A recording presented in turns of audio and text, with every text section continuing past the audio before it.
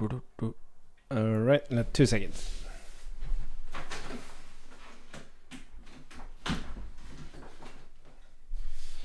All right, hello, good morning.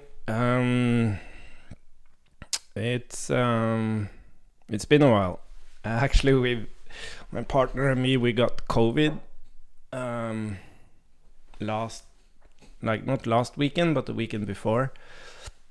And it was super weird, like just exhausted. Luckily the kids were okay, so we got them to, like, we were popping pills like crazy and getting them to kindergarten, just lying on the couch. And then popping pills, bringing them home from kindergarten, and getting them to bed. Yeah, and I'm still not well. It's super weird stuff. Like my energy is back, but like it's stuff, I don't know. Anyways, so I thought we could, first of all, I have created a new version of React states. Again, like I just can't, like I wanted to have, let's look at the API. So I wanted to have, you see, weird. So I wanted to have, how should I put this? So the idea of React states is to be like just a reducer. That's like the concept. But at the same time, we want to enhance, like use utilities, like small utilities to enhance type safety, and so on. So what I decided to do is that the best way to express states is not really to create like a union state type, because then you don't get the type safety related to producing those states. First of all, you have to have an explicit return type from your handlers, and if you do spreading and stuff, like it's still not safe. Like you spread contents from an action, for example, it's still not safe. So the create states utility just allows you to create the states as factories, and that ensures type. First of all, you get explicit return types because you call the states and produce them. So when you use this in the handlers, it creates an explicit return type automatically. And then it doesn't matter if you spread into, so if you have an argument that's an object and you spread into it, it doesn't matter, because here the convention is that you actually the structure. So you can pass whatever you want into these states, and it doesn't matter. It will always produce the correct state value. And then you have the same for actions. Not so much for the same reasons. It's just more to be consistent. But what these actions allows you to do is that, unlike the create states, which returns like an object you can call to produce the different states, this actually returns a function. And I'll explain why it does that. Let's see. And then the transition is as normal, and as you can see here, this is how you don't have to be explicit about return type and so on. You just call the states. And then do we have an example here? Maybe I should put that in there. Okay, we'll talk more about the actions. And then I discovered that I can't have just a single hook for transitions. And the reason is that one of the hooks, use enter, is only called when you enter a state. So if you go back to the foo state, like you update the foo state, this isn't called again. Unlike use transition, that one is always called. It doesn't matter if it's the same transition happening, it will be called again.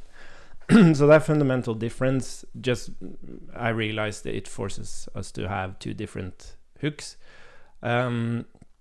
What's really cool now is that everything is inferred, also these transitions.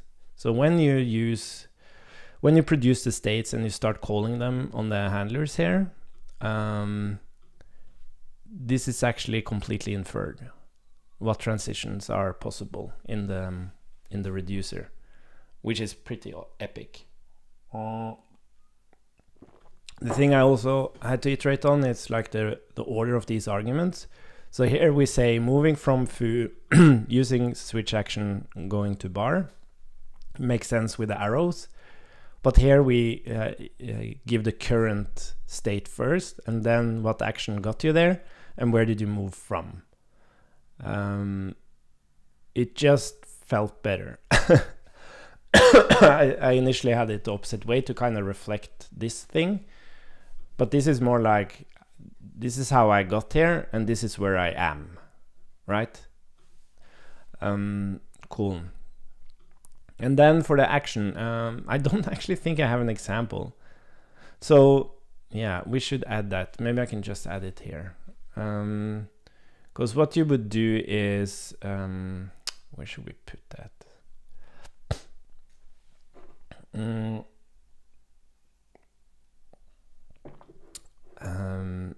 Yeah, maybe we should just add it here. So you would say like state loading,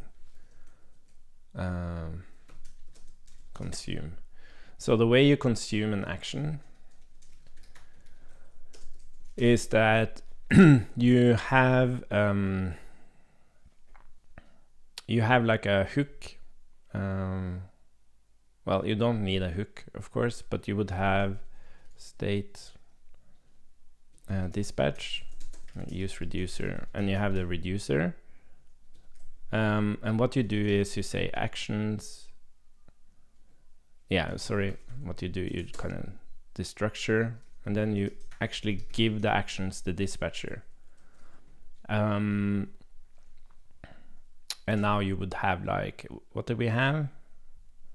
Like load success and load error.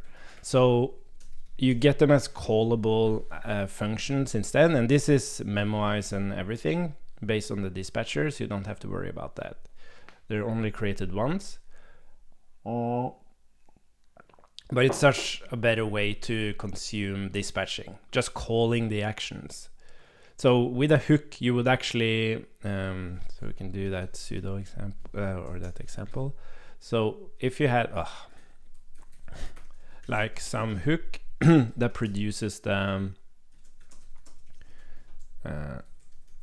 use some hook that creates a reducer, what you would do, you would kind of return the state and then you would say actions dispatch, and you would say as const, because that's what you need to do when an array,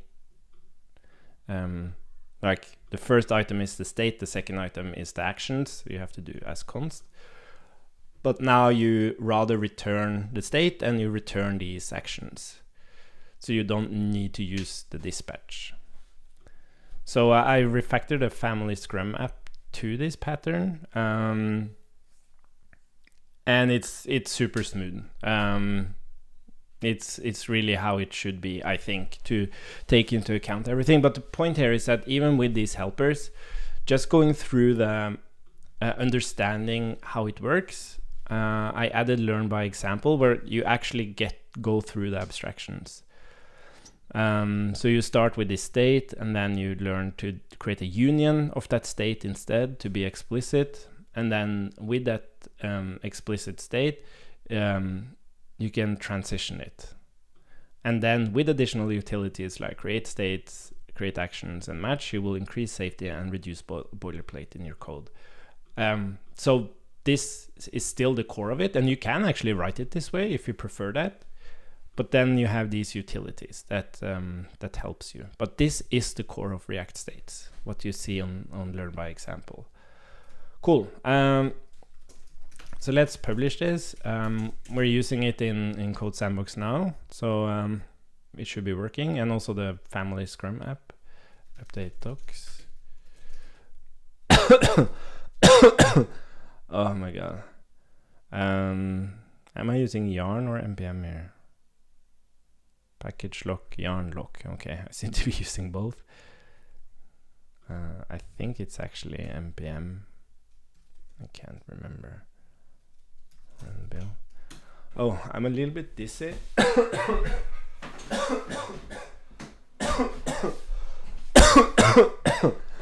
Oh, what the fuck.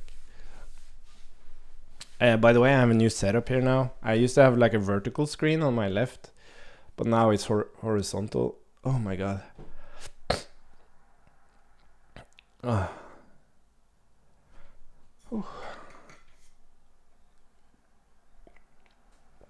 I have no idea what's happening with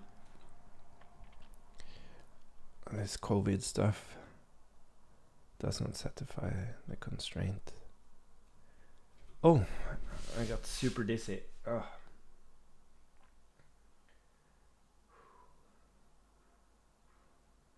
And it's like 30 degrees here as well. That doesn't help.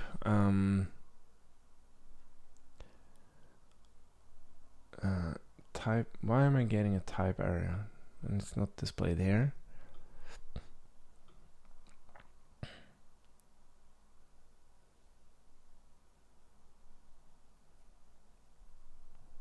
And this is on 152.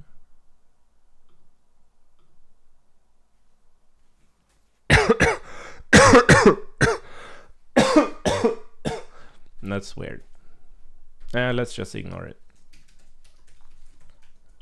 Because it does work. So, I don't know.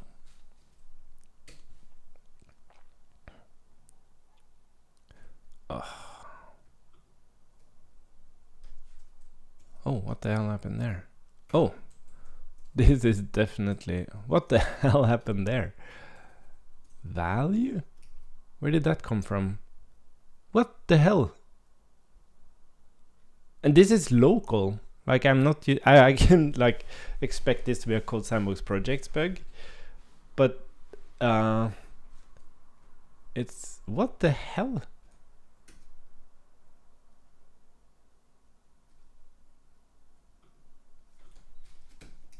Save...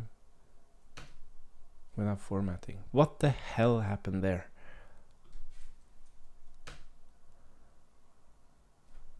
Definitely something wrong with wait, use reducer.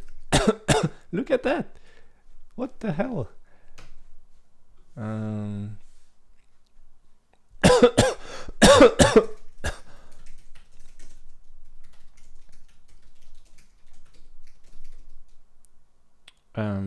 Let's see.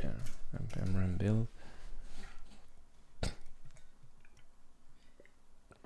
Yeah, so the thing, like, my partner has the same. It's like typically when you have a cold, you like everything comes out of your nose, but here it just stays like in your system, so it's a little bit harder to breathe, and you feel like you need to like blow your nose, but nothing comes out. It's super weird. So I think this one should work. Well, let's just publish. That's how I do it. I publish and test it, and then we'll see. At least I can run the... I think I'm using yarn here, actually.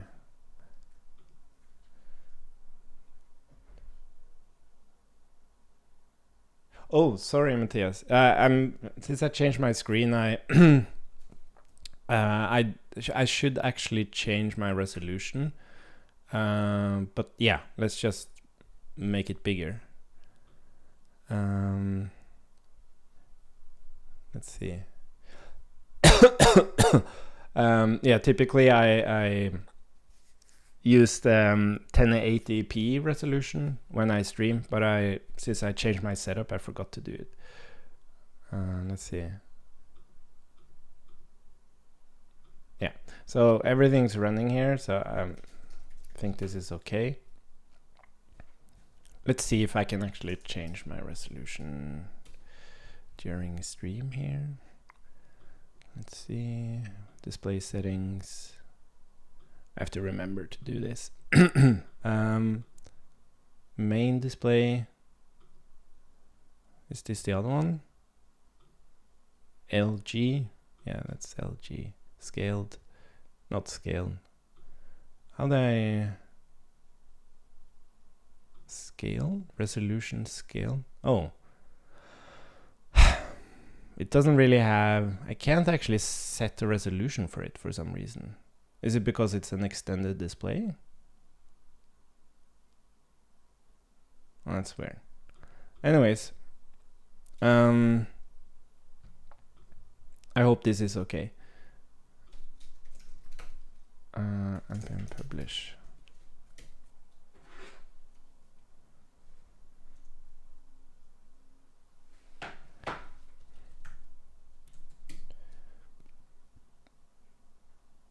Oh, oh, of course. I published that under the tag next. Where am I at now? Let's just do this. God damn it.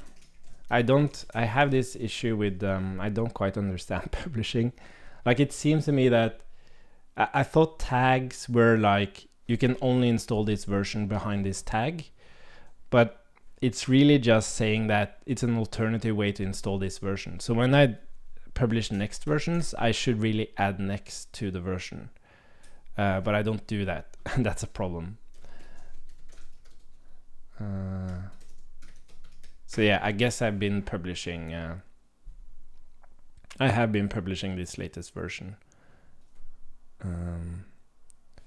When I really... what the hell did I do? Oh, there.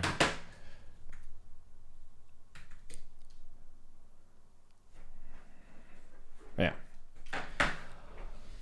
Ooh, let's see. Okay, so now that's published. Also, Timsy actually has the same change to the API, but I can publish that later.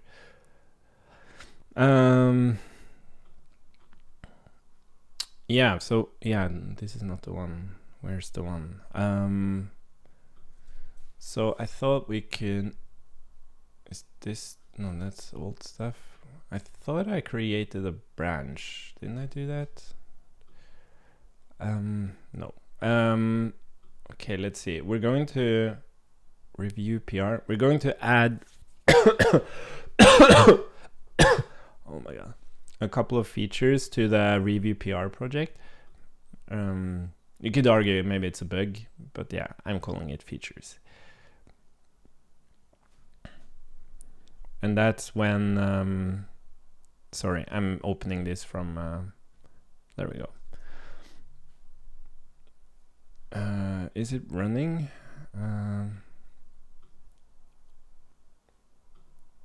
Oh yeah, I don't think we have a change here yet. So what we're going to do, we're going to... how are we going to do this? Test.json. Okay, so we're going to add a file here. Let's see. New file, test2.json. And then we are going to actually commit that. And sorry, I'm committing in the other window. Yeah, maybe I should just bring this over as well. Let's see. There we go. And now... oh yeah, I remember now. I don't really have a great setup for... run app. Oh yeah, close. Here I'm using yarn. What the hell? Address in use. Oops. Where?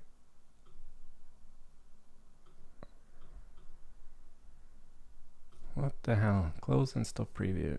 What's running the thingy? What the hell? Oh, there we have it. Yes, sorry, I was already running it. Close and stop.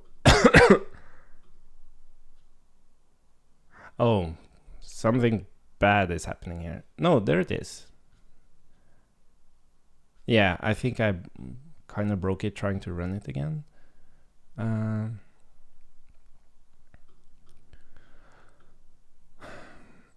Oh, but it doesn't actually open anything. Why doesn't it open anything? That's weird. Why is there nothing there? I thought I changed this. I think it's because I don't have the...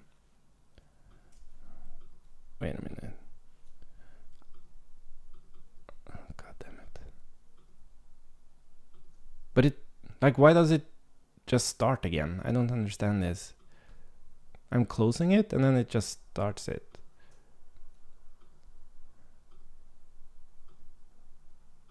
Close and stop task.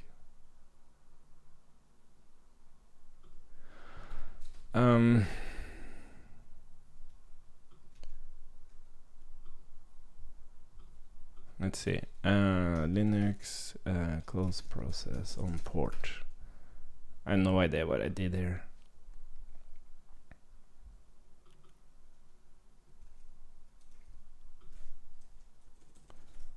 Is it 5772? Oh.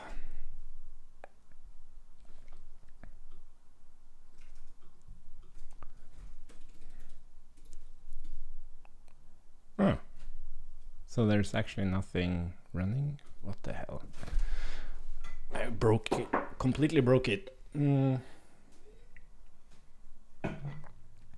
Why is it saying that something is running on this port? There's nothing running on this port. And I guess cannot get... Is this because there's something running there? But there's just no... You know, I'm going to restart the whole thing. That was super weird. I have this nodemon thing, and I think it's not working as I intended. It keeps restarting the task when it shouldn't.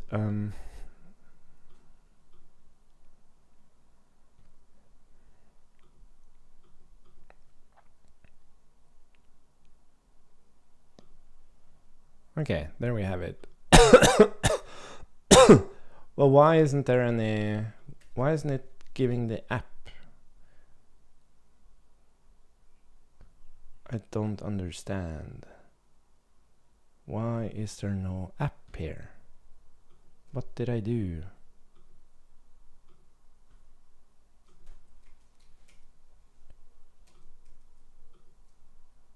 What the fuck is happening here? And now I'm back in this weird state, right? No, it's okay. Close and stop. Wow, it's like super broken. What the hell?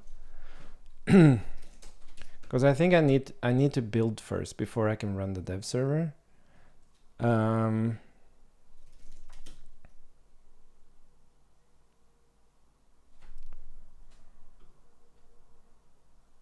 Yeah, there we have it. Okay, I'm going to run at start. I'm not going to do this. I have no idea. I thought I added build to... Yeah, yarn server build and then yarn server run. So, yeah, probably like I'm watching the server files and then I'm building it.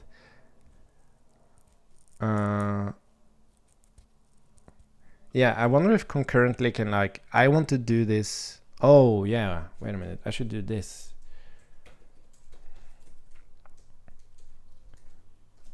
I'll build and then I concurrently run the stuff. That's how I should do it. Okay.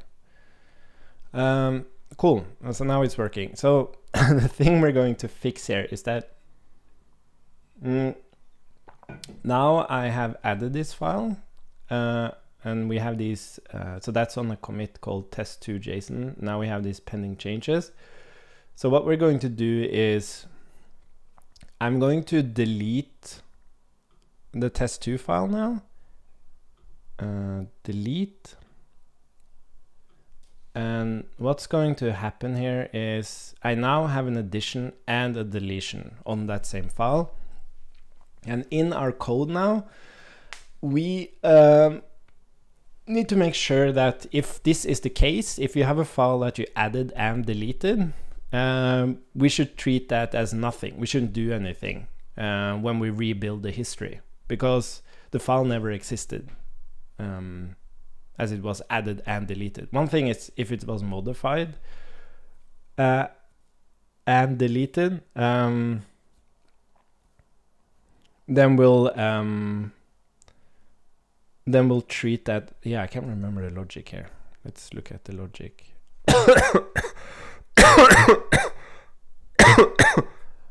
Oh, what the hell?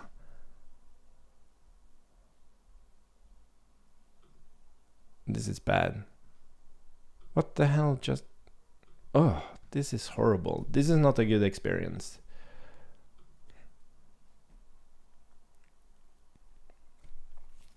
Oh, it was because I restarted. Oh, that's interesting.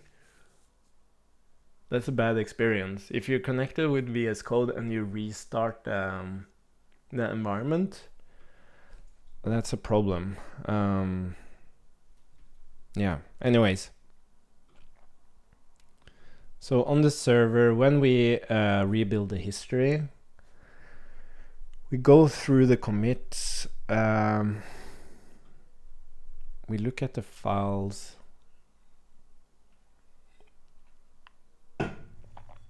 And then we go and find the change type. And then if it's deleted, we delete it. But what happens here is that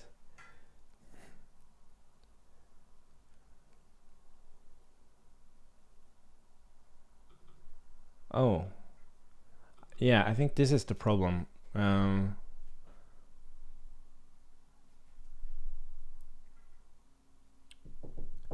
Change type on SHA.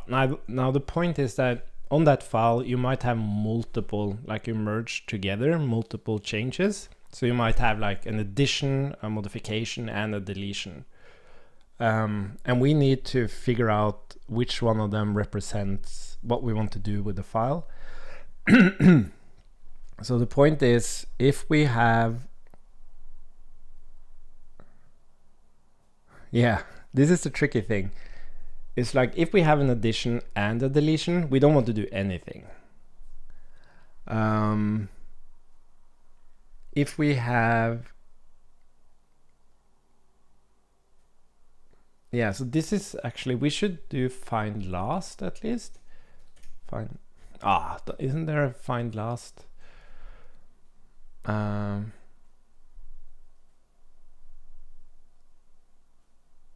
Okay, I guess we just have to filter and then pop. So if we filter, we get everyone on that SHA index, and then we take the last one. And this is a guarantee from the implementation, is that you'll always have the last change will always be the last in changes. So you can't like we can't change the order of them. So if it was addition, modification, deletion, it will always be in that order, even though you move stuff around.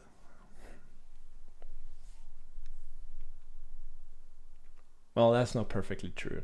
Yeah, maybe we should handle this as well. Like there is a scenario where you could actually move a deletion. Or is that actually possible now? So let's say you have an addition on one commit, you have a modification on the next commit, and you have a deletion on the third commit. So you could move the deletion. Like, no, you can't actually do that now. No, you can't move the, yeah. No, so this will work. But we want the last change type. Because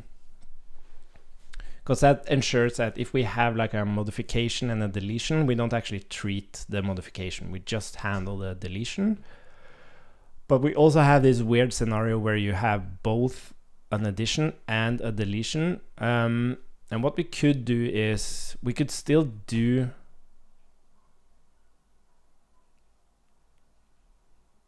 We could still... So the point, when we rebuild the history, the file isn't there. And then it's supposed to be added.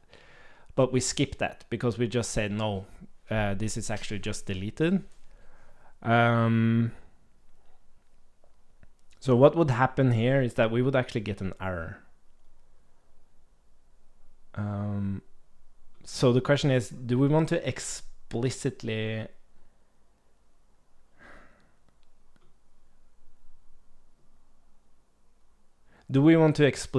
check if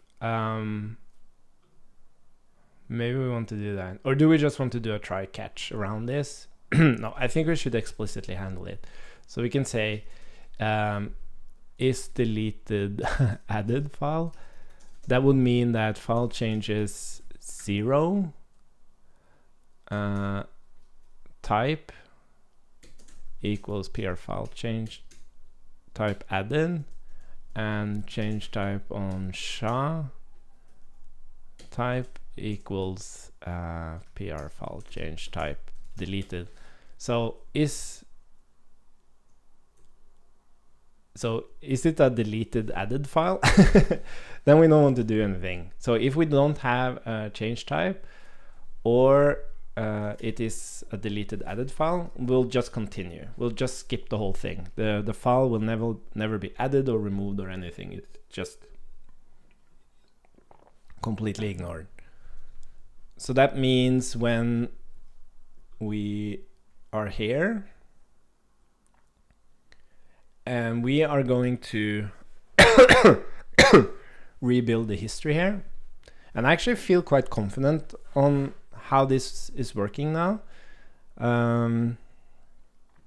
So I'm thinking that we should just toggle mode here and start using it. But then we have to run it in... No, I think it actually works. So let's see here now. Oh, this is another problem. You see this? It states pending changes, but it's actually a deletion. But we don't really indicate that. Yeah, because I was thinking that instead of having P there for pending, the yellow color would indicate that it's like a pending change, but we would still have like D, M, and A to indicate what kind of change it is. Okay, let's fix that as well.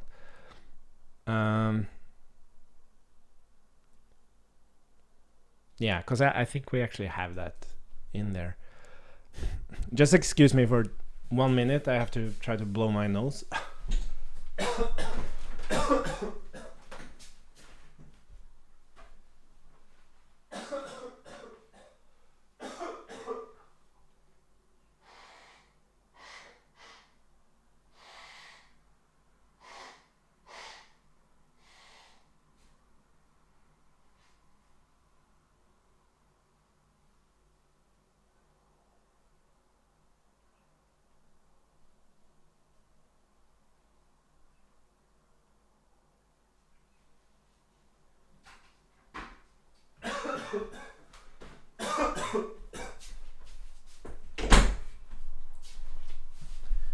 Okay, let's see here. Let's see. That means we need to go to the client. I guess edit mode.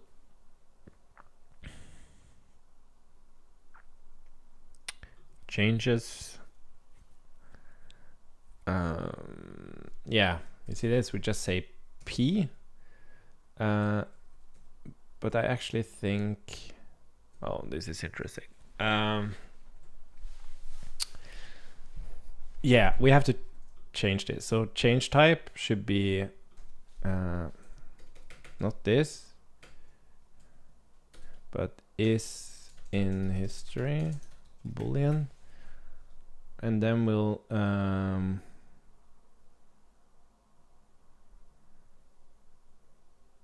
where do we do the P thing? What's a U?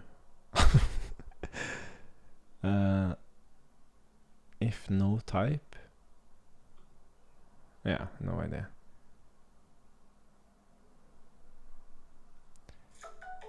Yeah, so this is the thing. Here's the P. So we're going to change this. We're going to rather say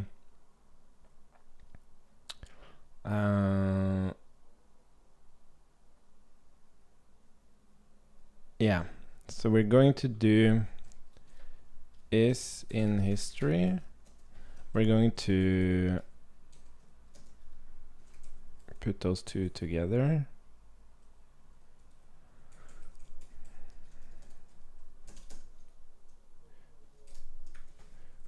Let's see.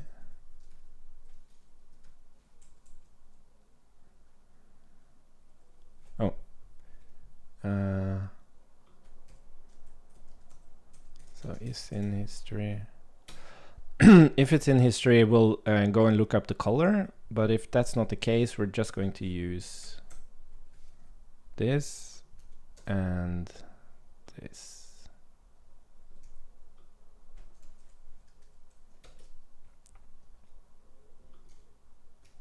Cool. Yeah, this is what we want. Yeah, and this actually cleans up a little bit as well. That's nice. Yeah, so we'll do file change type and then is in history. We'll use this one. And I guess we need to do the same here. We'll do the type and then is in history. I actually have a colleague now that started using this tool, which is great. So we have more people, yeah, added, deleted. Maybe there's like the UI here is pretty bad. Oh, we have to fix it there as well. So on the changed file, oh,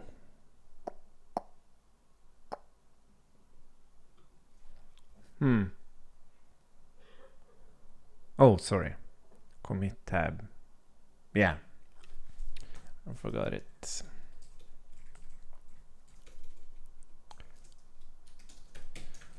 Is in history and then change type.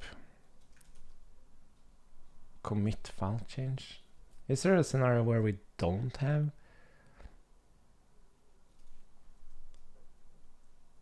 Let's do a false here. Do we have the same? Yeah, of course. Is in history. False. Okay, let's try this.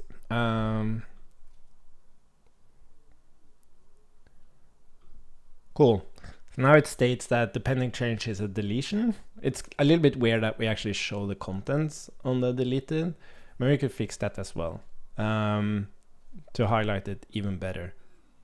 Oh yeah, let's see. So that would be the file content. And are we using this? Commit colors? No. Let's remove that.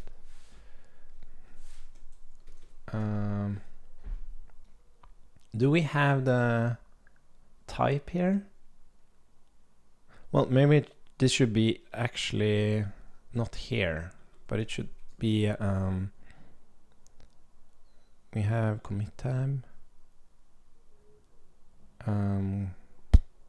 Let's see, index. Oh yeah, change file, that's the thing. So here we have file content, but what we could do here, we could actually make a check. Do we have access to the change type here? This is the file.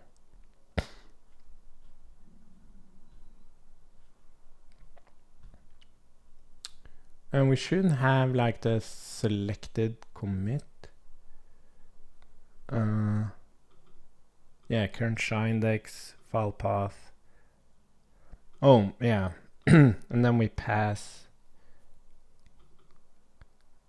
Okay, so we don't actually pass the commit. So I guess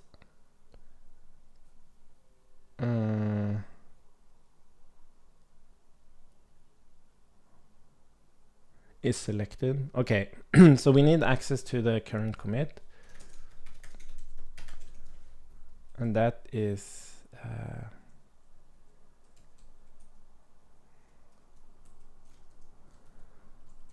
file changes.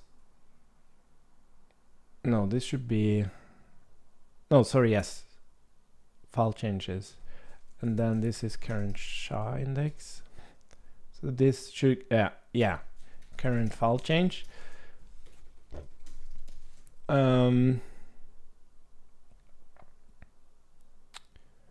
So what we can do here is, if we have a current file change where the type equals PR file change type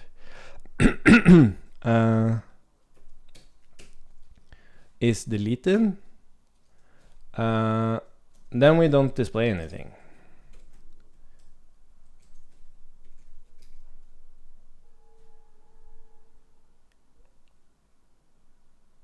Yeah. Didn't I install Prettier? I thought Prettier was running here. Oh.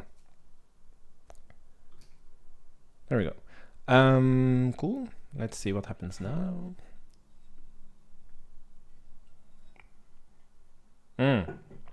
Yeah, this is also interesting. We need to fix this because now we have like multiple changes on that file, and it should this should really represent the last change. Yeah, it's interesting because it's added. So I think I have this logic where you might have an addition and modifications, and then it shows as added. But if it's a deletion, it should really be a deletion instead. Oh yeah, it's so interesting. Yeah, you see that? Pending change, it's a deletion, there's nothing there. Okay, like again, I'm not building the perfect user experience here. It's more to tackle the different scenarios. Cool. And then, let's see. Yeah, and then we have here, let's see what that logic looks like. So this would be in review mode. We have the commits, and the way we do this is that we, for each commit, and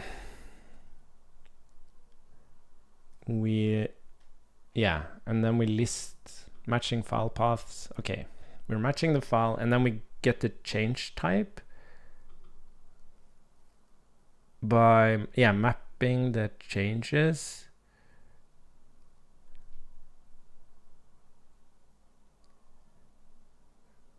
Yeah, this is interesting.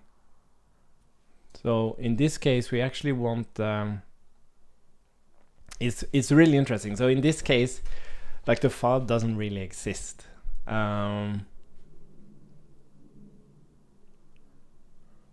So it shouldn't even be here in the list.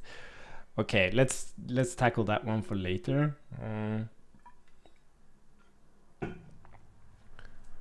Like this is more of a conceptual thing, like how do we want the user experience to be? I don't want to tackle that now. By the way, I should really, what's my calendar?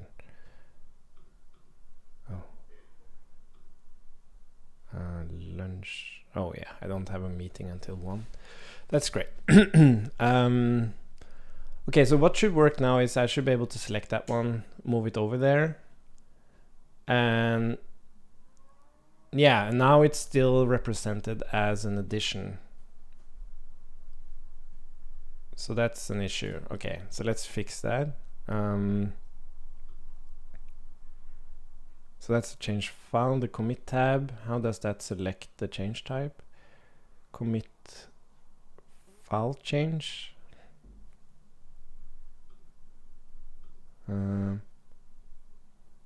Change file.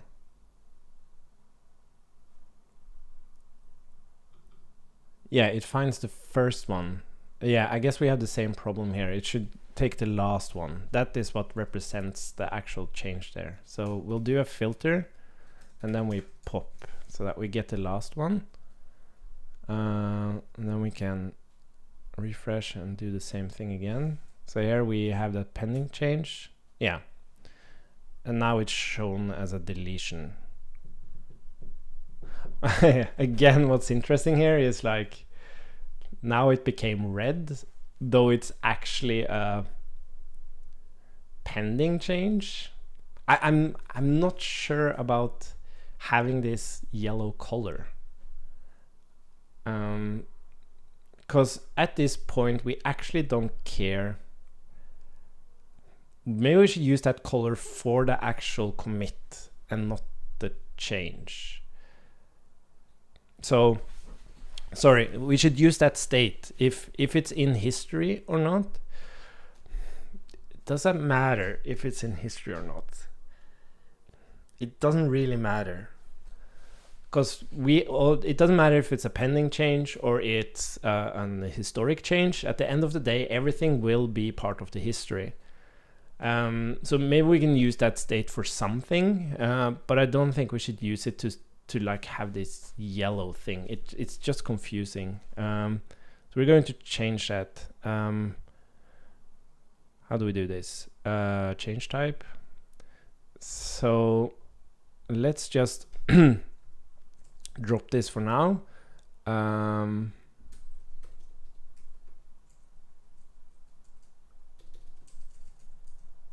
maybe we can use that for something else.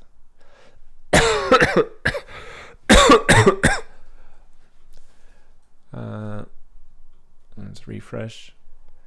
So now, as you can see, like it just shows everything as being part of the history because the result of it is actually that it's going to be part of history. And then we have this, it's part of the pending changes commit. When we move that over, yeah, this makes more sense. Great. So what should happen now is this file should never be written. So when I update, let's change the name of this. What should we call? Well, we can do oh,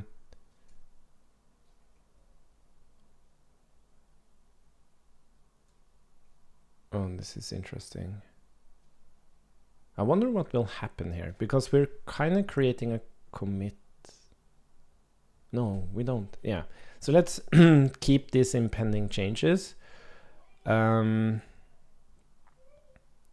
just name it. Like we can have two commits here. We can have one commit which is fix adding and deleting a file. So that's one commit. And then we have another commit.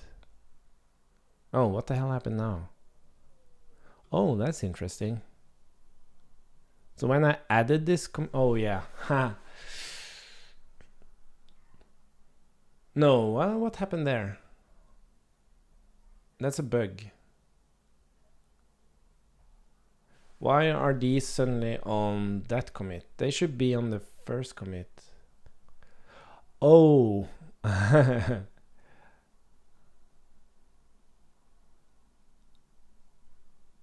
Yeah, why did they change when I hit that plus?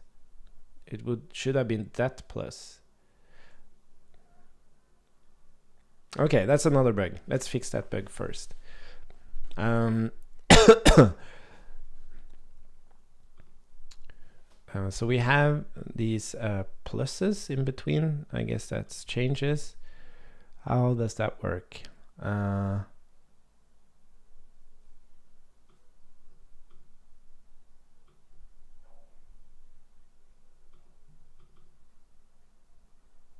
No, sorry, it's not changes. Index. Change file, sorry, it's change file. Here we have it, the plus. And now we're saying add commit at index. And the add commit, where do we do that? I think it's all the way to the top. Add commit. Yeah, so here we get at index. So when I clicked here, so I moved that over there, I clicked that one, so this should be index 1.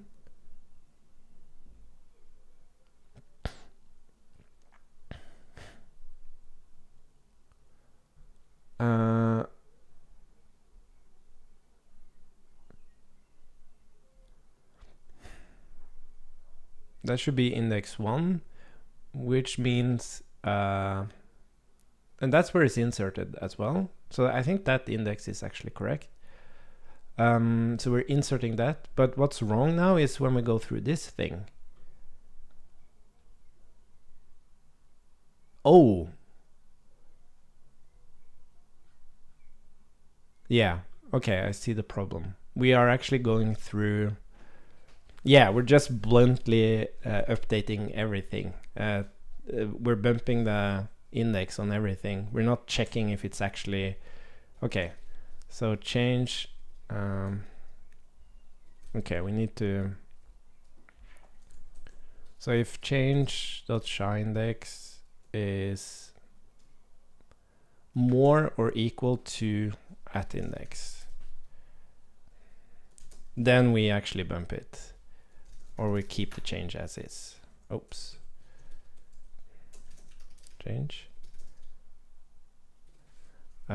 We do the same here. If the hunk showIndex is more or equal to at index, then we change it. Or we'll just keep the hunk as is.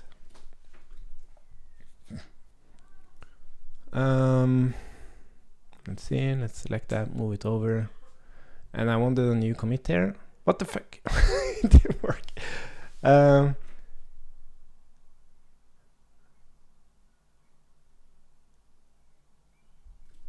Why didn't that work? Okay, let's look at this.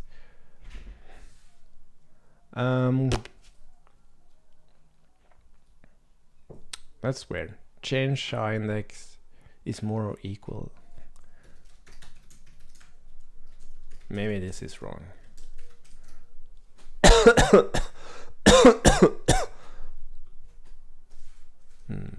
Definitely something wrong going on there.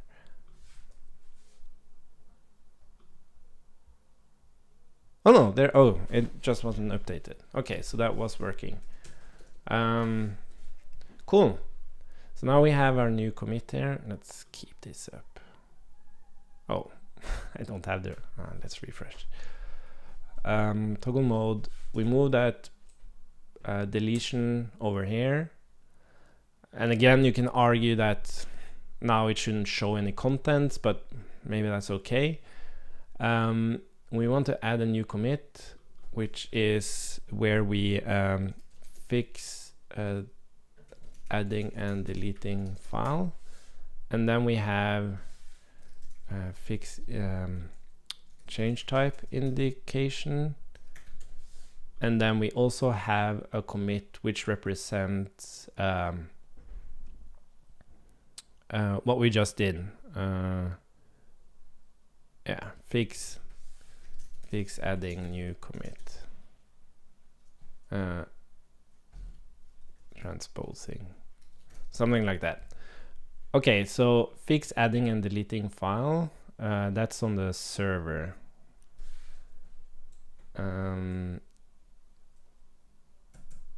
So if we take that thing, let's look at it. That's that thing. I don't know if it actually works though.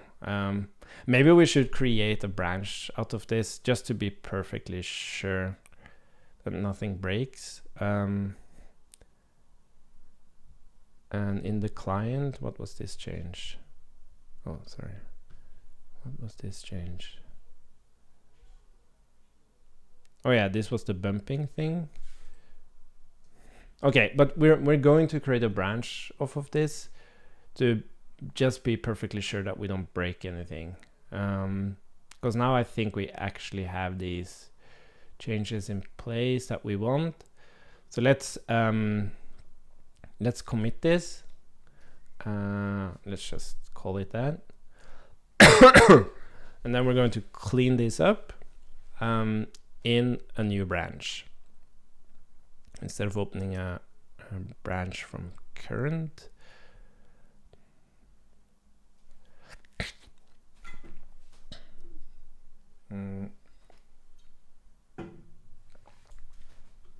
Yeah, now this one. Yeah, it's so weird.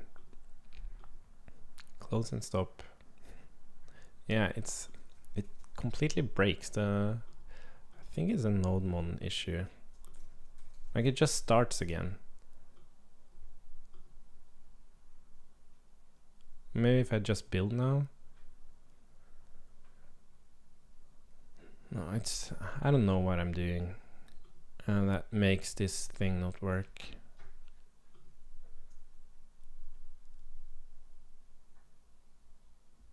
Cause it's still not there, right? No. Okay, do I have to restart this thing as well? Yeah, let's just restart the environment. Yeah, it's so weird. Now we have to remember if I make any code changes here, it's actually oh, crazy meadow. Yeah.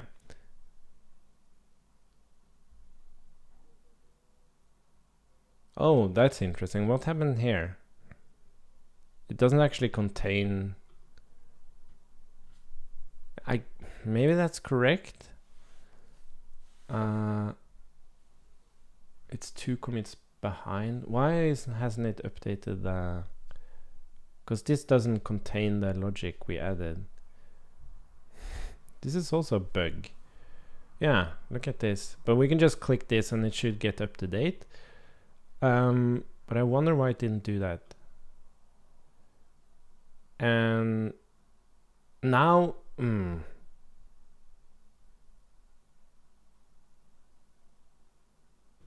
why isn't this part of the history?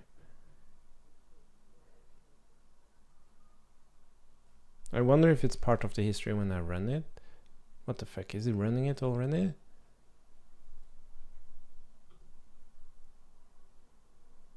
Oh, sorry.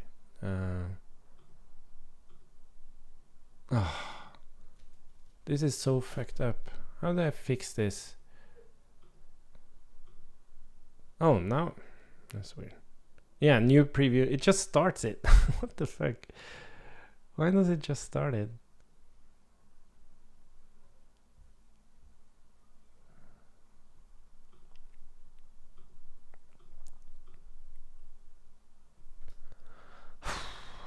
Okay. Oh, what did I do now?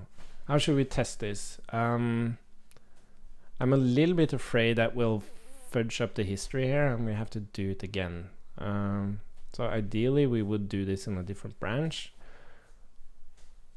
But what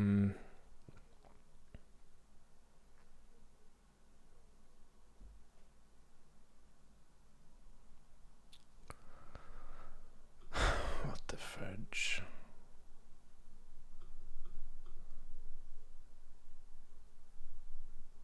Do we have? But we do have that change. It doesn't run at start.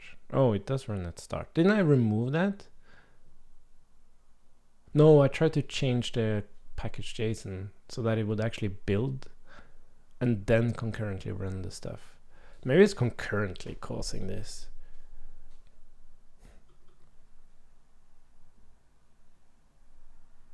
Anyways, I have to remove this because this is what's causing the issue. So let's just do that here. And then restart. Damn it.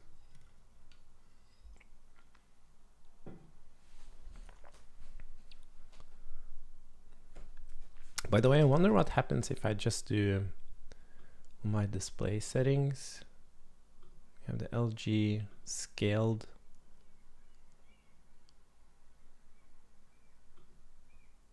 Oh, that's not. Oh, I can just do that. And then default for display. Okay, that's okay. We can do this. Yeah, that's better. Let's do this. Do we have anything running now? No. Let's build. It's done. Now let's try running the app. There we go. Okay. Cool. So let's try fixing this now. We are going to toggle the mode. We are going to move this deletion over here. And we are going to use... Yeah, this is interesting because we're kind of eliminating a commit. I wonder what happens here. But okay, what did we want to do? We wanted to deleting file, and we had fixed change type indication, and then we should probably have a plus here as well. Anyways, remove task run at start.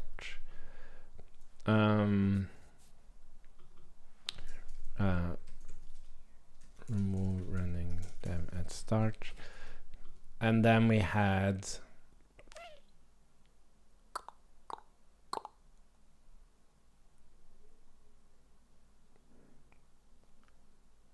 have something else. Maybe we can just put that in the last one. Okay, let's try again. So this is change type. So that would be fixed change type indication, change file. I guess this is also change type related stuff. Let's just put that in there as well. Changes, I think everything is really related to that.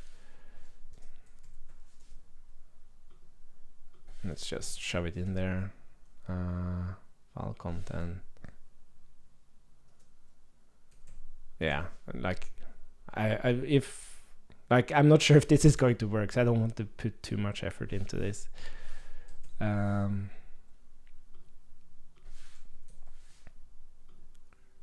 Package JSON. What do we change here? Yeah, let's put that in there. And then, yeah, server PR client. Oops.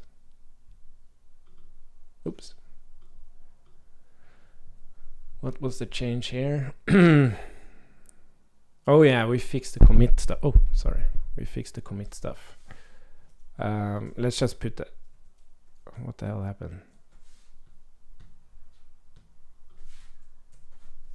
Put that in there. And then we have the task thing. Put that in there. Okay, so what happens now when we click update?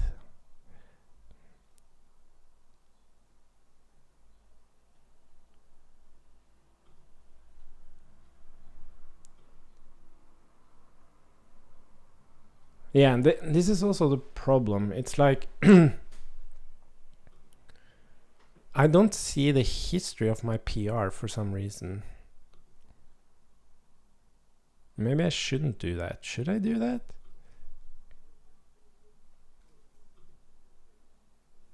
Branch. Yeah, what does this branch look like? No, this is so weird. There's something weird going on here. But this is more related to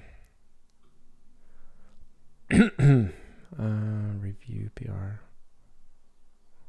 Crazy Meadow, Unruffled Hood. And I guess we don't really have anything now on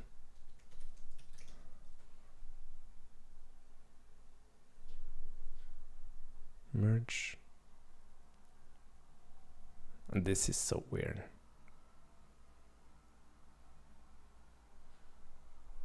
But this won't work. What the hell should we do?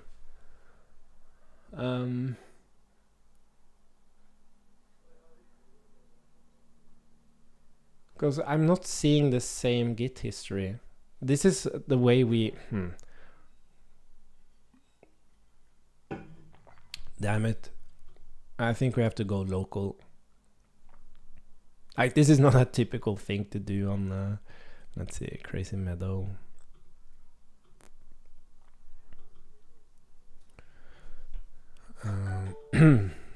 Let's see.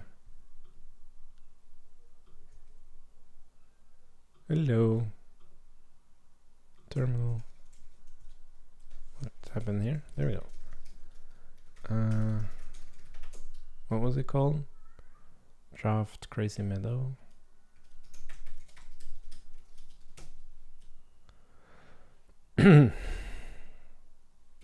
Let's see what happens when I run this now.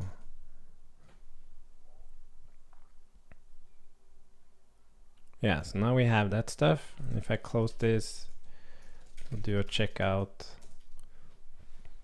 test something, do the same. Yeah, and now we see the history. Okay, so there's something weird when we branch on CodeSandbox projects. We lose the history.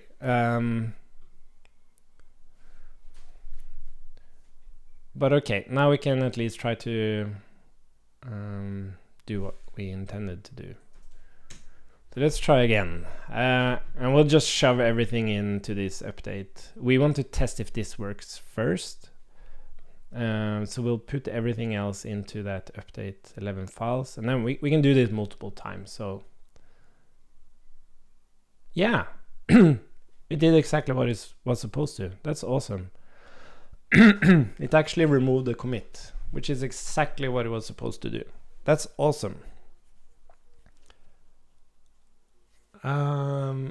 Cool.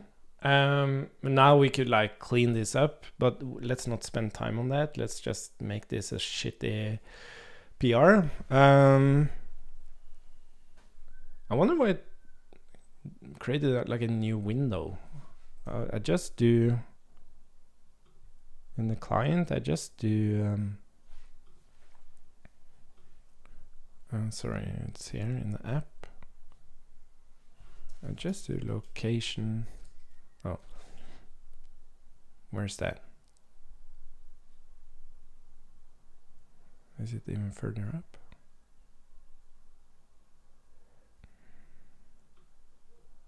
Oh no, this is loaded. Where did I do this?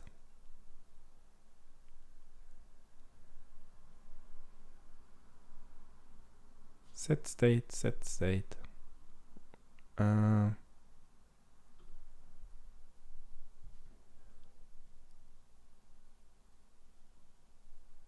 Change commit message on. And this is just. What the fuck? Changes. Where's the update? Oh, I actually do it here. Yeah, so location.reload. Why did it open in a new? Oh, I know why. It's because I'm running the dev server. So it restarted the dev server and it opened it in the browser again. Maybe that's why. Yeah, I don't know. Yeah, that's probably why I had such big issues with it. Maybe. But okay, so that's one thing, and I think we should just make this a thing. Crazy Meadow, open, create pull request. Oh, didn't it push it?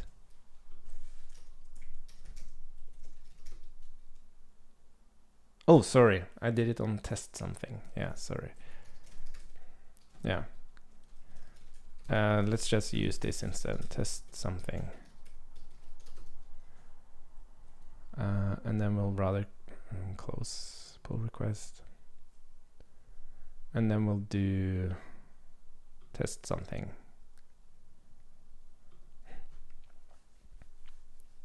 Like this is very confusing stuff because I'm using the tool that changes Git history to test it as well. It's very inception-y. Okay, but this should be good. Let's merge that. And the next thing we're going to fix is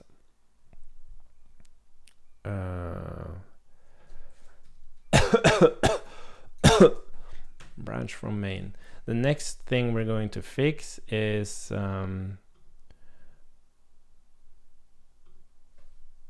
rename. I haven't actually dealt properly with renames.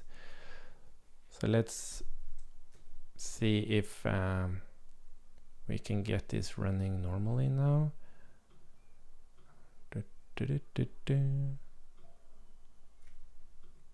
Yeah, so this is just not working. Okay, so I don't think I actually included the thing of not running it at start. So let's bring that into this fix. Let's try to stop it.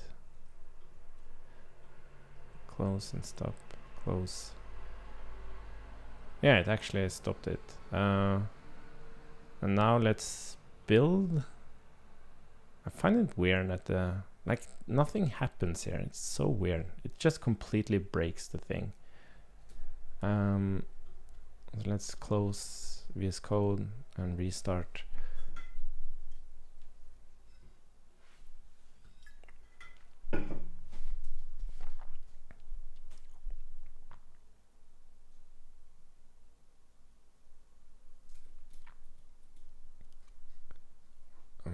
There we go.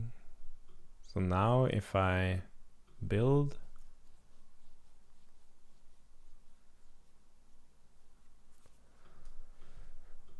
and then we run the app, it works. Yeah, so let's just make that a thing, and then we'll open it in VS Code, and then let's rename something and see how it looks like.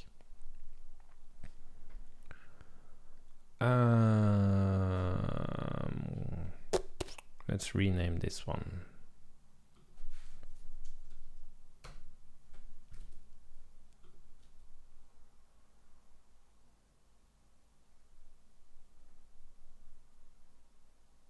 Yeah. So how are we going to deal with a rename?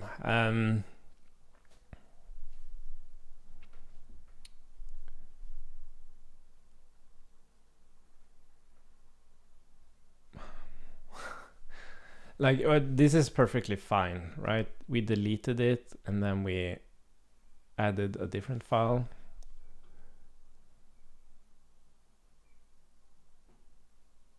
Why does this actually show contents? Didn't I add logic for that? Oh, it's in review mode, sorry. Yeah, and then now it's added. This is perfectly fine, but what if I... Yeah, so I think we have to make this a little bit more complicated. So first we're not going to rename it. We're going to make a change to it first.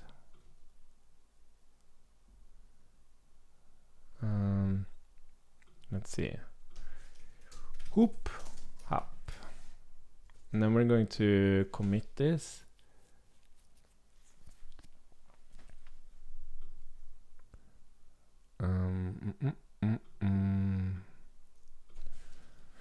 Yeah, whatever.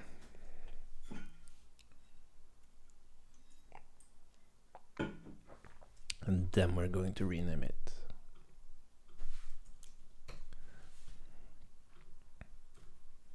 How does this look like? So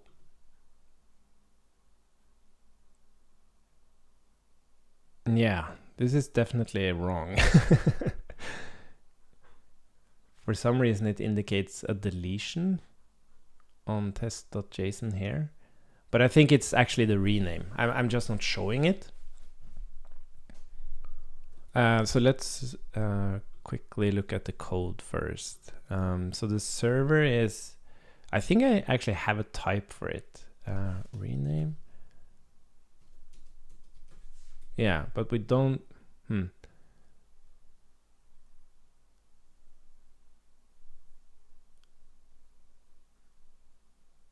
Is added, is deleted, is modified. Do we actually know if it's...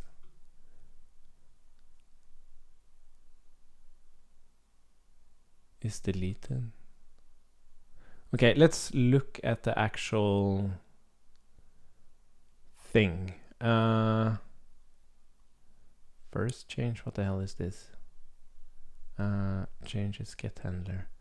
All changes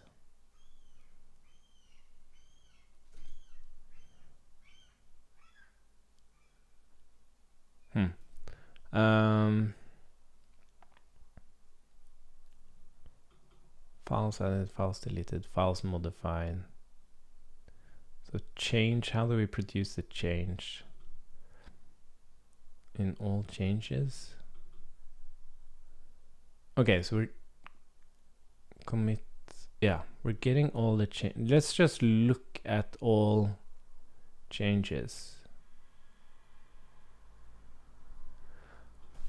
We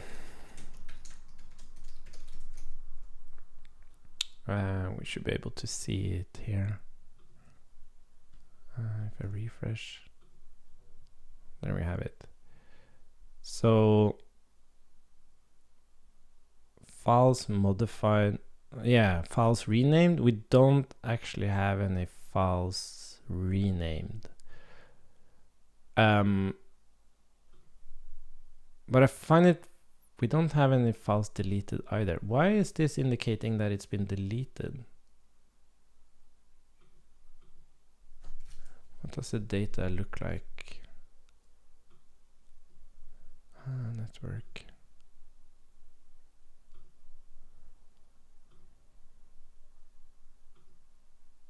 Files. This is weird. So we have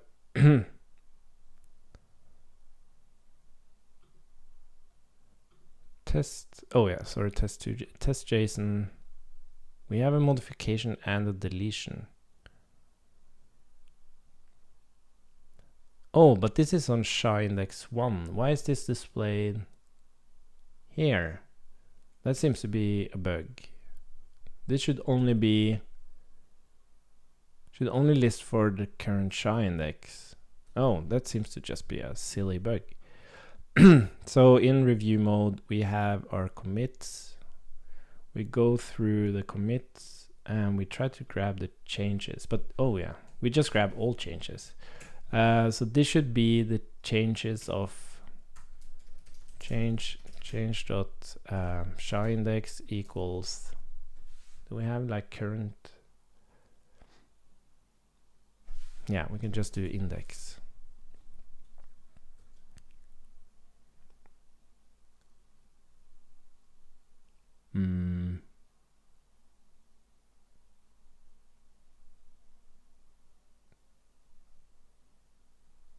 That's even weirder.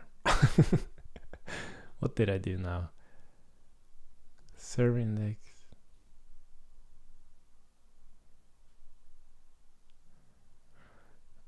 Oh, sorry. We have another index here. Let's rename the symbol to commit index.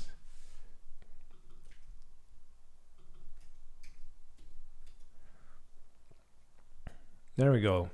So we had a modification on test.json, and then we had a deletion on test.json, and an addition. Okay. Now the question is, there's no files renamed, but this is not pending changes. So I have a feeling that pending changes are displayed different than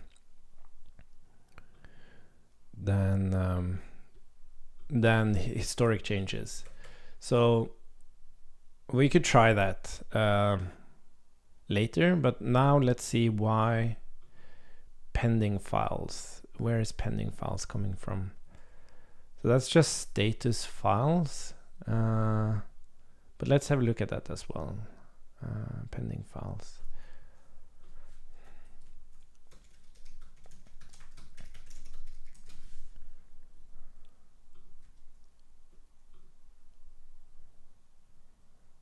Yeah, so it has, so test2.json has this question mark.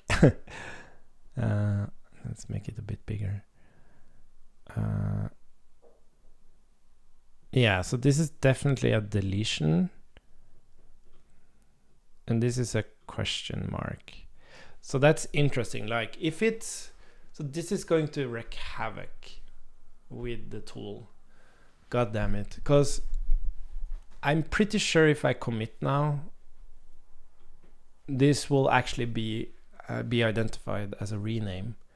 But during its pending state, it's not identified as a rename. It's identified as a deletion. But maybe this like combination of, oh, fuck. Okay, this is a huge problem.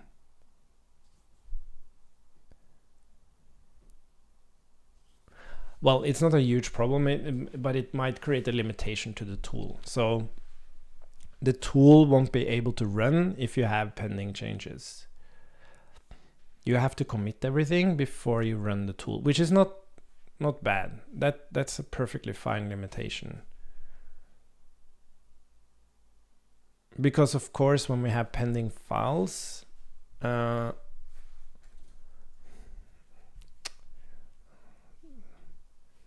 yeah, because we're just getting the git status. Maybe there's maybe we can search and see if we find something on this. By the way, is someone trying to?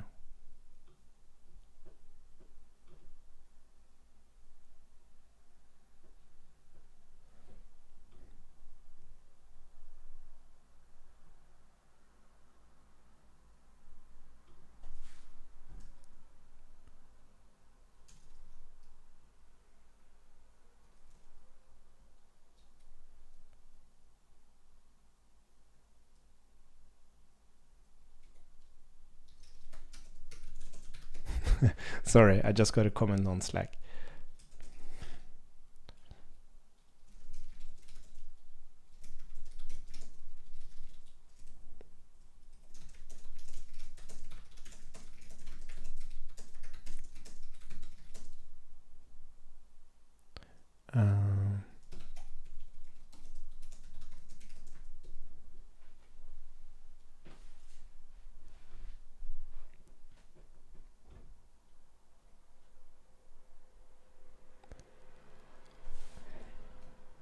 It's really interesting. Like I have a PR up now, which initially was supposed to be a refactor of a feature, but it required me to make changes to a dependency that we have inside the repo. And as part of enabling my colleagues to actually look at the review through the review PR tool, I had to make a change to that as well. So there were like 3 pieces of work in that PR. And then I have a colleague who is kind of, why do you have 3 completely unrelated things in the same PR? But like they aren't unrelated in the context of me building the PR. It's technically unrelated. And this is the whole discussion. Like, what is a PR? What is a commit? Yeah, and I'm trying to argue that a commit should be a piece of work, a contained piece of work. A PR can affect multiple things, unrelated things, but it's part of the context of building that PR. Because for me, working on a PR and I need to do something that's technically not related to the initial thing, but it's a natural thing to do as I'm working on the PR. I don't want to break out and do that in a separate PR, and like it's too much work. And at the end of the day, everything is merged anyways. And I guess like if you squash the commits when you merge it, that's like a problem, because then you have like a bigger unrelated change in one commit when you squash it. But I never really had a opinion on squashing commits, but now I think I do. Like you shouldn't squash commits, because commits should represent a piece of work. But you should be able to do multiple things within a PR.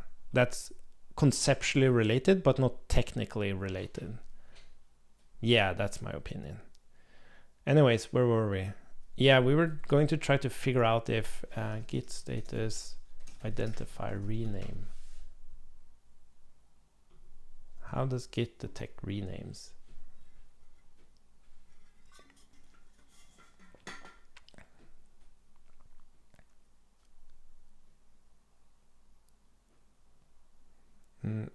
I started with a Google search.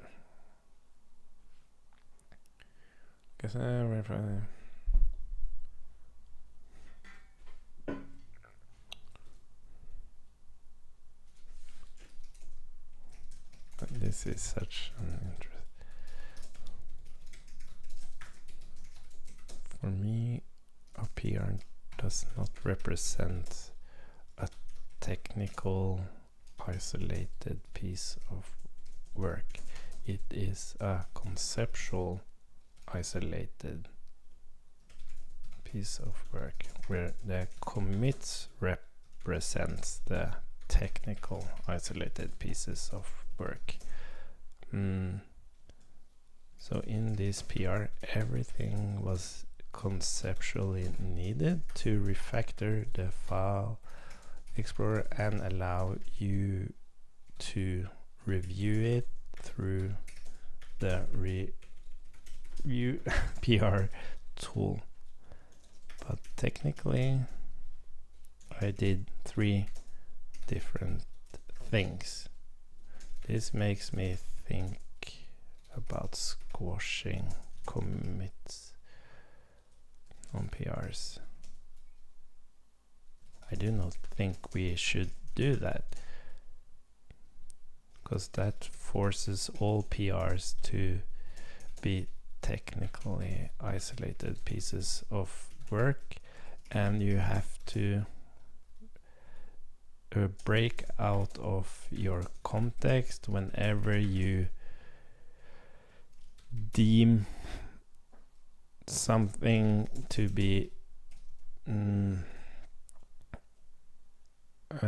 you have to evaluate if your next piece of work is conceptually related or technically. Yeah, interesting. So first we're gonna be reading up blah blah blah. How? And this is too. I need a simpler answer. Blah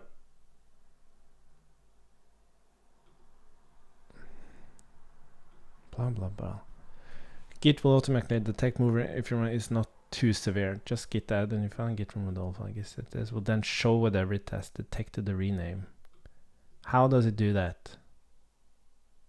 Okay, let's look at the git status. Maybe we have some more info there.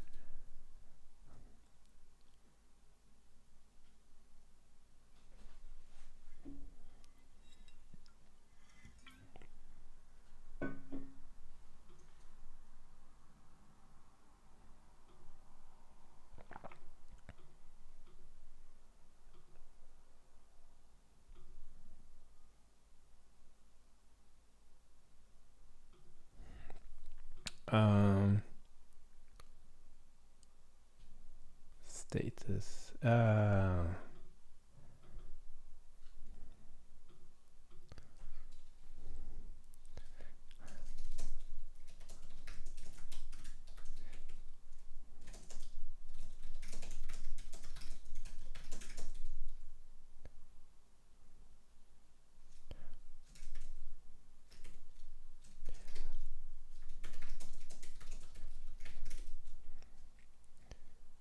Yeah, sorry, I'm writing with a colleague.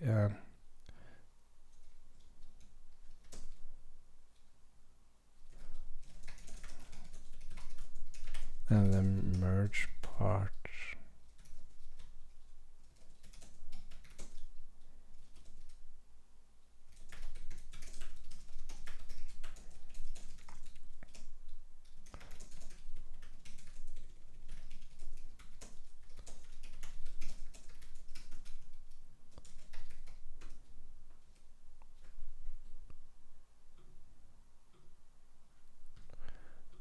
Anyway, sorry. Let's see if we can. If the git status somehow gives us. So we just have files.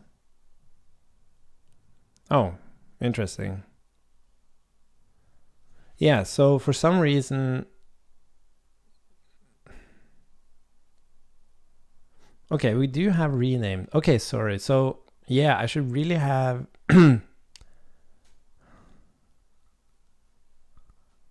But still, it wasn't able to detect it. And maybe that's the set. Okay, so we're going to change the logic here to actually use for some reason it's called not added. Does that mean no? We have modified not added.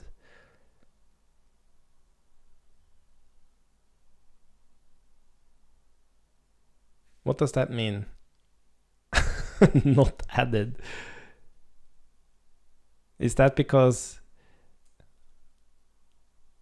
Oh, yeah. So not added is...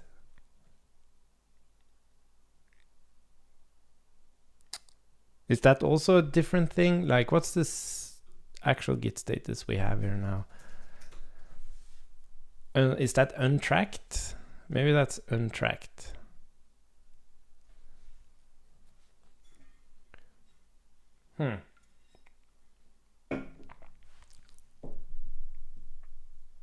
Okay, so what would happen if I git add test2 dot like not staged untracked files?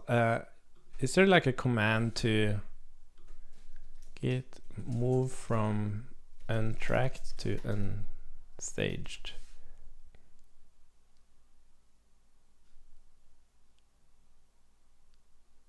Yeah, okay. Untracked versus tracked files. Yeah, that has to do with the commit, right? But what about... Oh, here we go. Unstaged changes exist in your working directory, but Git hasn't recorded them into its version history yet. Okay. State changes are a lot like unstaged. Maybe that should be... What if I just stage everything?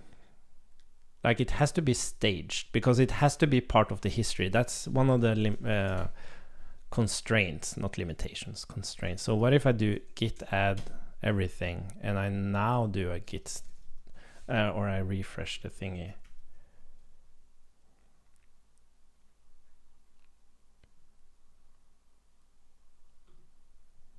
Oh, this is interesting. Now I don't even have... Yeah, here we go. Now it's renamed. Nice. Okay. Nice. So what we can do when you run this review PR tool, it will just run git add.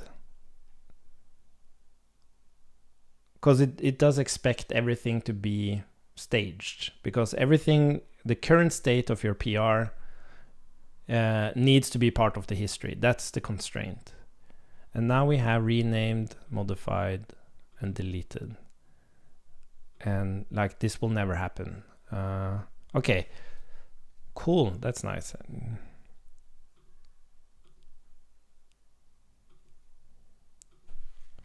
Would be...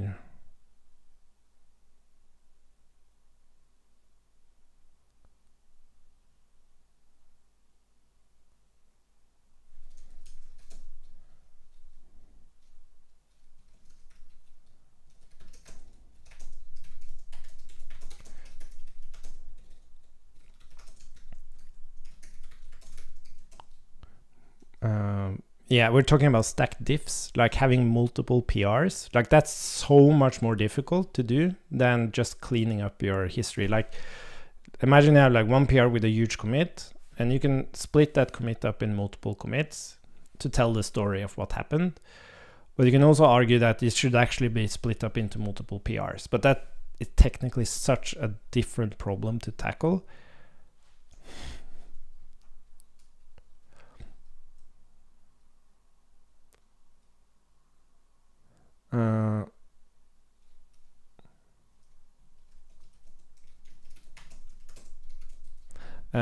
The final history. Is it because you want the final history on main to indicate what PR the commit came from? Only way to do that now is really to squash everything into one commit, but could not commit message contain the PR number the commit came from.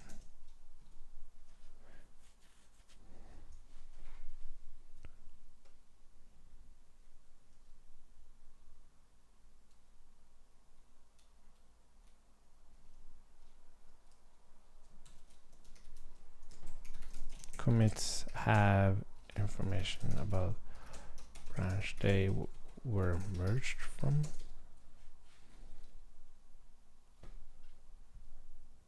Anyways, sorry. Yeah, it's interesting. Like if I have a PR and I merge that PR with multiple commits, looking at the history of main, I suddenly just have like 4 commits. I don't know that they are actually conceptually grouped together related to a single PR.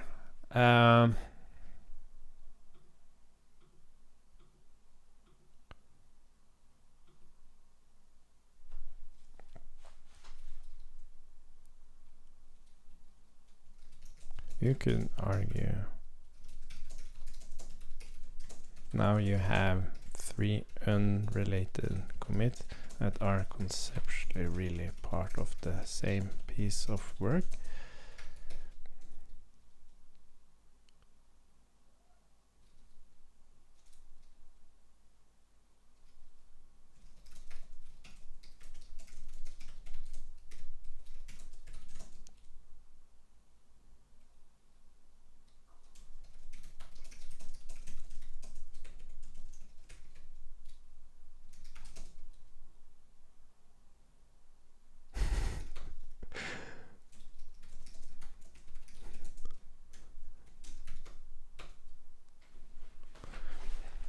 Yes, I guess you have 2 approaches. Like you can squash commits and make sure you make multiple PRs, or you can actually create good commits and not squash them.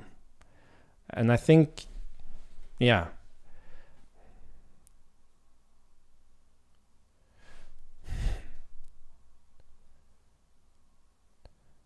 With squashing PRs, the PR number, yeah, since you can go and get further context for that commit. Yeah, exactly. Without squashing PRs, they are just commits without context. But if each commit also reference the PR number, you get the exact same history. Sorry, it's such an interesting discussion. What were we doing? Yeah, rename. Let's see. Let's fix this. So in pending files, we shouldn't use pending files. We should actually do exactly the same thing as we do here. So it's called all changes. So we have files added, files deleted, and we also need renamed now. And here it's called created, deleted, and modified and renamed. So we have to create like a common data structure here, because here each it has a path, and we're only using the path. So let's create a common data structure for everything, where we say so const what's it called? Conformed change. What the fuck? What should we call this? What should we call this? Can we just call it changes? Is that the final? No. All changes. This is not. This is wrong. This is not all changes. This is historic changes. Where is it? All changes. Blah blah blah. All changes. Historic changes. And now we have to, yeah, all changes. So all changes should be a record of the path, and this thing. Oh wait, I'm now saying changes. Oh, ensure file. Yeah, well, how does this work? I can't remember. Ensure file points to files.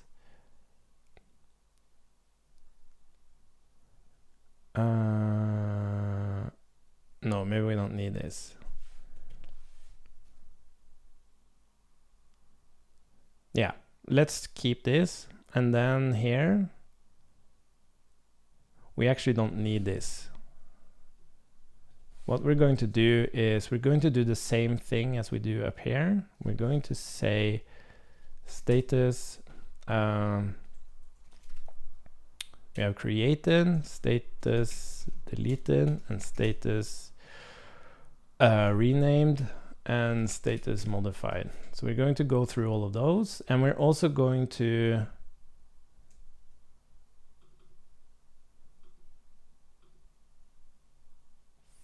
files modified. Do we have for path change files renamed?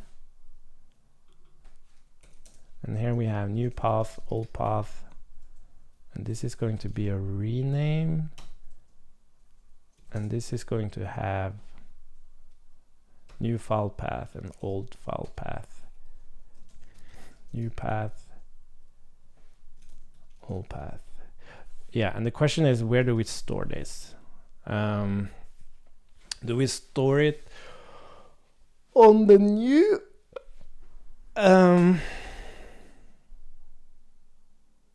yeah, I guess we store it on the new path. Cool. I'm not sure why we need a new file path.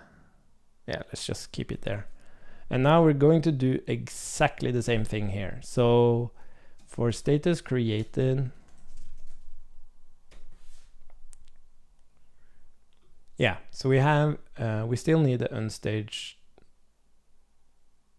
Okay, I guess we can do this. Yeah, this is going to be so much better. Let's see. So we do this for each. We do renamed for each. Ah, this is going to be so nice.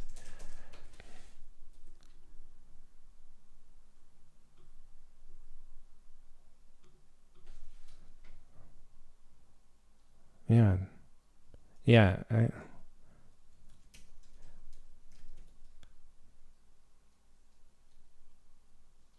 Many people. Yeah. Oh, this is so good. Naming commits should definitely be part of our opinionated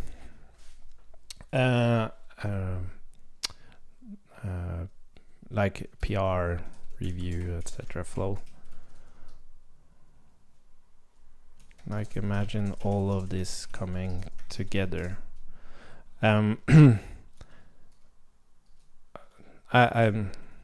Stacked diffs is really interesting, but as you said, the complexity is just, I have no idea how to create good tooling on top of that. But maybe we are able to enable the same result. But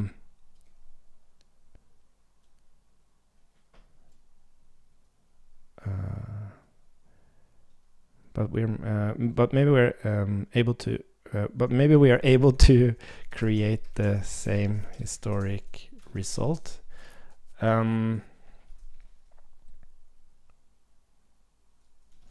Taking on that complexity.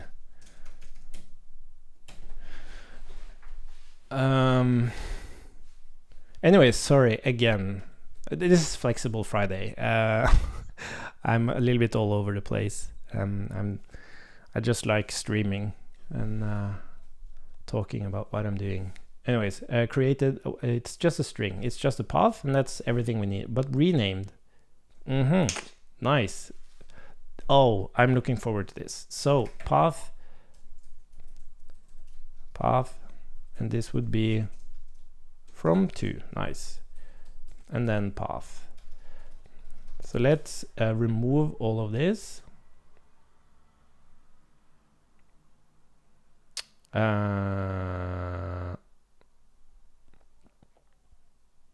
No, let's not remove it. Let's take this one by one. So we have created. So we'll do this. And then we have, yeah, and then we have deleted. And then we have is modified. It's a little bit different.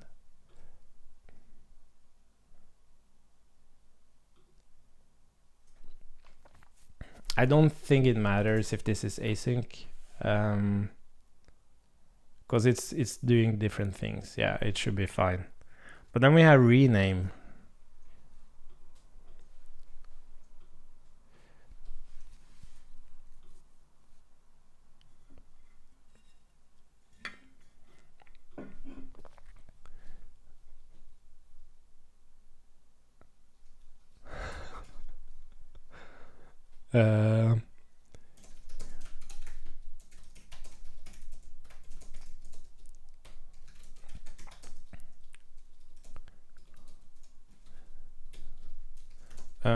Yeah, and the thing is, like, we're just discussing like how we can improve PR flows, and there's also this concept that like every commit should be runnable.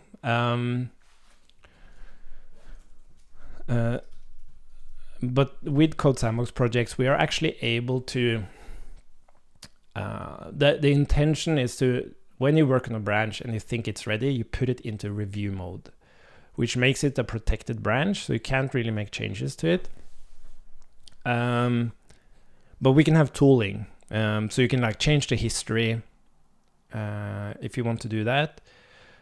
And also in terms of like making each commit runnable.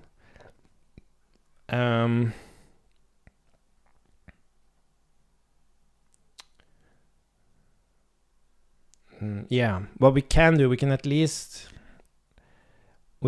make sure that like the typing is okay for each commit, like, because the point is that when you do that, you kind of move into CI mode. That's one idea, which allows us to like run analytics on each commit and stuff like that. Yeah, though I am thinking in the end game, when you put a branch into review mode on CodeSandbox projects, you kind of get into a CI mode. You cannot make additions, but you can use a review tool to change and manipulate history. This way we can also start adding CI-like tooling. So for example, we can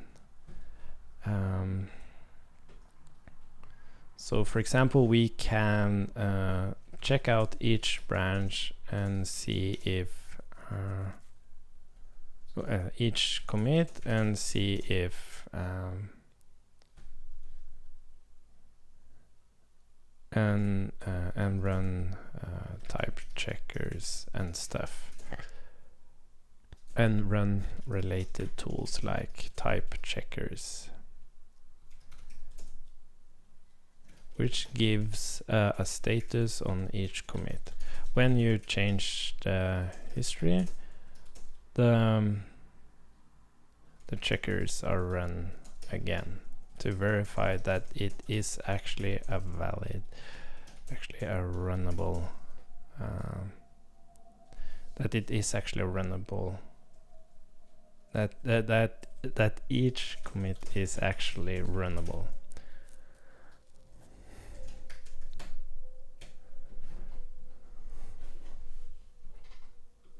on CodeSandbox, you kind of get into a CI mode. You cannot make additions, but you can use array to change and manipulate history. And this way, we can also start adding CI-like tooling. So for example, we can check out each commit and run related tools like type checkers, which gives the status on each commit. When you change the history, the checkers are run again to verify that each commit is actually runnable. Yeah. So the last thing here is that we want to push. So what I'm wondering is, when I didn't only what would happen if I, okay, let's also make a change to this. Mip, moop. Does that, oh, you see that's a default thing. Blah, moop. So we'll add, we'll do like git add again. We have to remember to add that to the tool. And then we'll refresh. And let's see. Oh, of course. I wonder.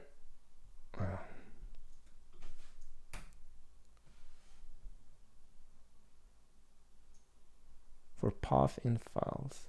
Oh yeah, this is the initial contents. Yeah, let's run it again. Oh, did it crash? Oh, it still has. Oh, god damn it. There we go. Do I still log out? No. Console.log status. I wonder if I get a rename and a modification.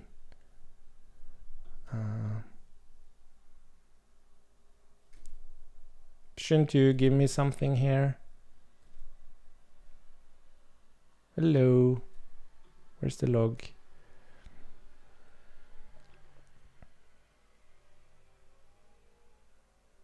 What the hell is this? Isn't this a different one? Oh, sorry. There, of course it changed. Why aren't I getting this status?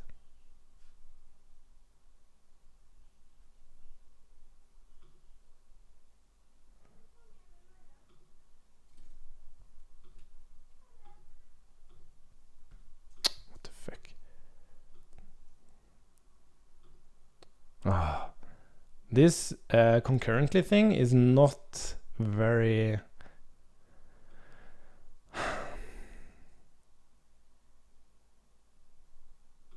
compatible with. Why aren't I getting the git status? It's as if it's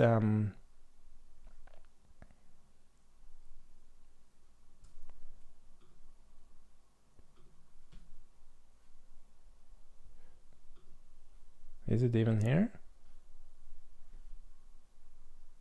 Yeah, console log status. It's even there. It's kind of like Why aren't I seeing that git status?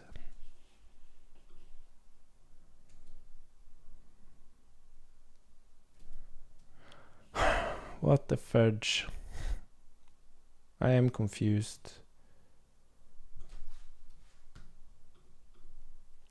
I am utterly confused. I need to know if it's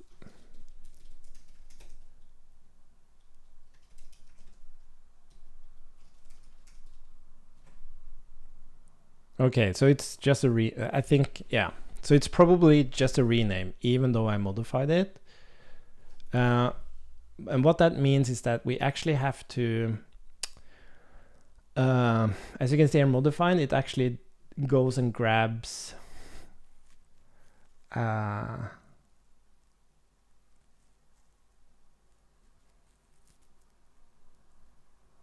yeah, file.hunks concat parse diff. Okay, I think we have to do this as well.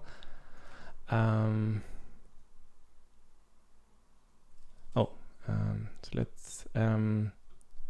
let's copy this, because even though it's a rename, it might also have been modified.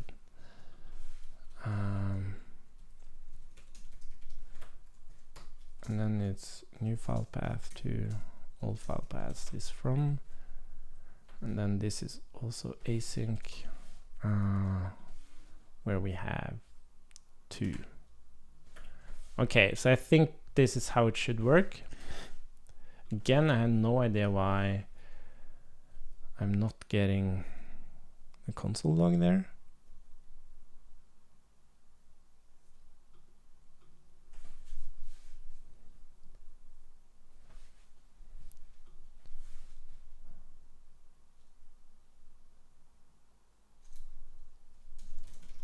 Very good.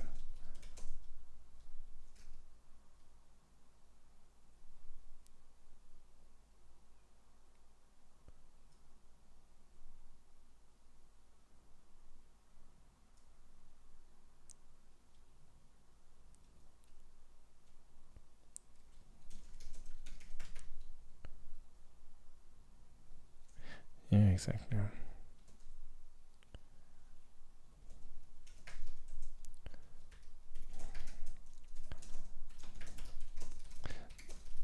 People will easily adjust to something opinionated, even though they might not agree with everything, just because it makes their lives, their workflow so much simpler, consistent between developers.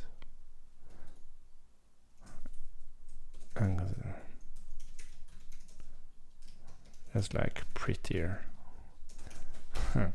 Oh shit, what happened here? It's almost like there's something going on here, but I can't.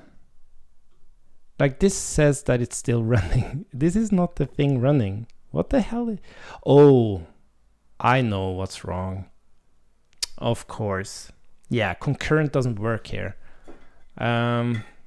This is not the actual task.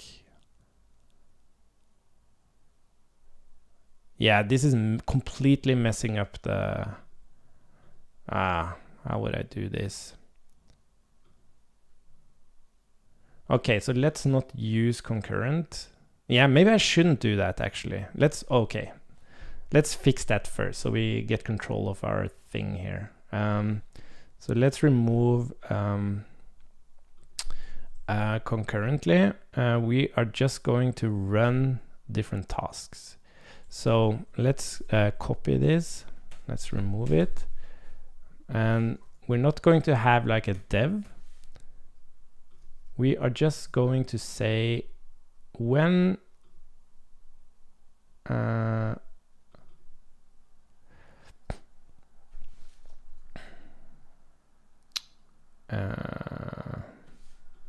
let me just add that thing.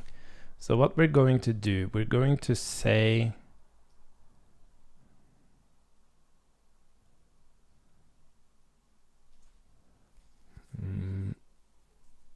so how are we going to do this?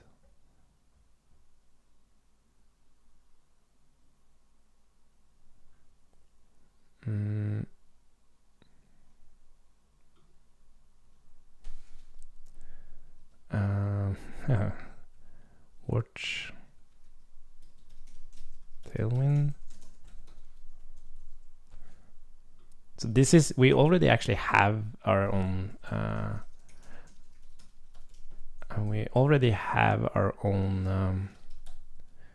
Tailwind concurrent thing. Run at start, true.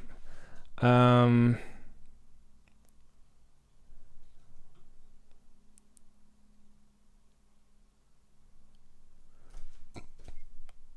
then we have watch client. We also want to client watch, run at start. Now the only thing is we need to make sure that we build after we install. So post install, yarn build. Okay, I think this is going to be nice. server watch.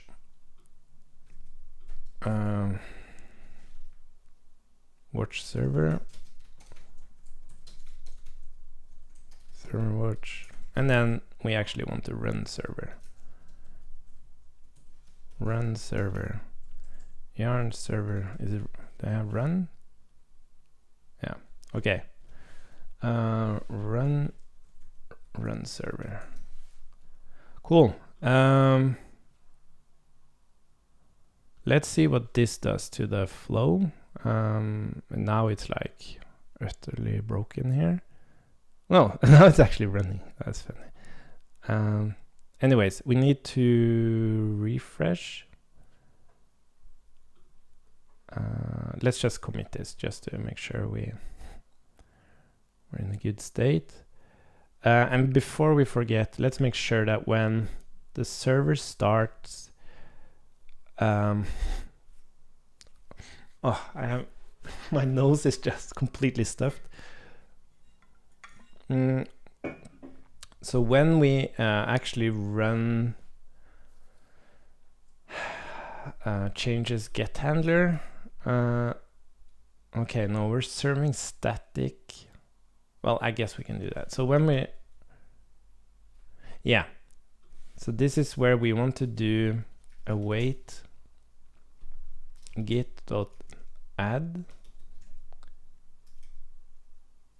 Oh, the IntelliSense series. Yeah. Add. We just want to add everything. Cool. Okay, let's commit that as well. And then we'll restart, and then we'll see if actually this development flow stuff works.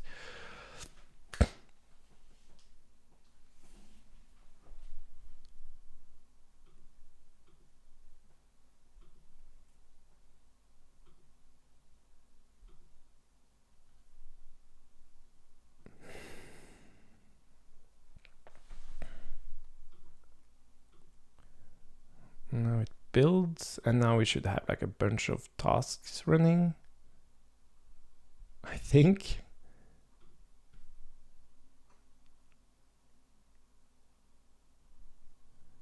Okay, for some reason it didn't. No, sorry, it did. Yeah, run server preview.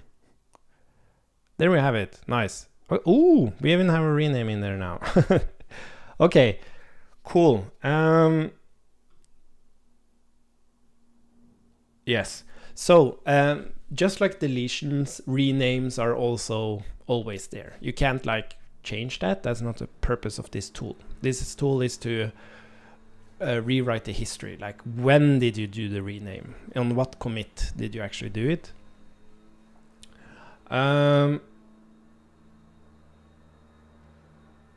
Yes. So, God damn it, that's noisy. By the way, I think I have to eat some food. When was the meeting? Was it at 1? Yeah, I think I have to eat something. And then I'm going to fix the renaming. Yeah. Okay, I'll stop the stream. Thanks for following along. Excited about the new version of this. It's going to be much better. So that's great. And yeah, bye for now.